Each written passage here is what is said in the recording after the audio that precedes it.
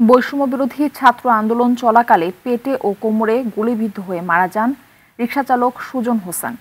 সেই শোক এখনও কাটিয়ে উঠতে পারেনি সুজনের মা।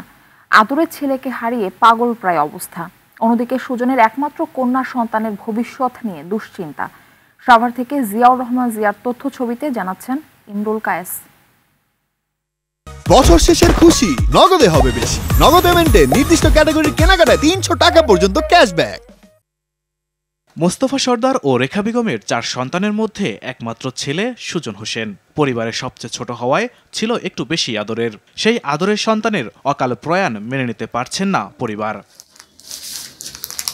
পরিবার জানায় 5 আগস্ট দুপুরে বাসা থেকে বের হয় সুজন। সেদিন রিকশা চালাতে না গিয়ে পরিচিতদের সাথে যোগ দেন ছাত্র জনতার আন্দোলনে।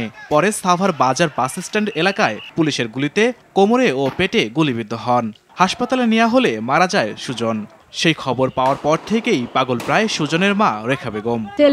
ছেলেটা কামাই করে খাওয়াইতো, মানে আল্লাহ ছেলেরও নিছে গা। আজকে তো 3-4 মাস ধরে আমার ছেলে আমার ডাকও দেয় না। আয়া খুঁজন, আমি তো বনে বনে ঘুরি, বনে বনে কান্দি। আল্লাহর কাছে আমি একটা ছেলেই আনছিলাম, আল্লাহ আমার এই ছেলেও রাখলো না। ভাই হারানোর কষ্ট ভুলতে পারছে না বোন। সুজনের একমাত্র মেয়ের ভবিষ্যৎ নিয়ে দুশ্চিন্তায় পরিবার। তখন রান্না করছে, গরুর গোস্ত রাঁধছে, যে মা আমি গরুর গোস্ত খামো।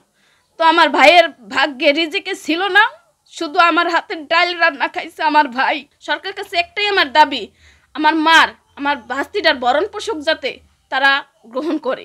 বছর শেষের খুশি নগদে হবে বেশি। নগদ পেমেন্টে নির্দিষ্ট ক্যাটাগরির কেনাকাটায় ৩০০ টাকা পর্যন্ত ক্যাশব্যাক। বৈষম্যবিরোধী ছাত্র আন্দোলনে নিহতদের পরিবার ও আহতদের পাশে দাঁড়ানোর কথা জানান স্থানীয় এই নেতা। যারা শহীদ হয়েছেন তাদেরকে একটা ভালো অর্থনৈতিক সহযোগিতা করা দরকার, এবং তাদের পরিবার পরিজনের কেউ যদি এই চাকরি করার মতো অবস্থান থাকে তাদেরকে চাকরি দেওয়া। যারা আহত হয়েছেন তাদেরকে পাশে দাঁড়িয়ে তাদেরও যদি কোনো ধরনের চাকরি অর্থনৈতিক সহযোগিতা করা দরকার। ইমরুল কায়েস, RTV।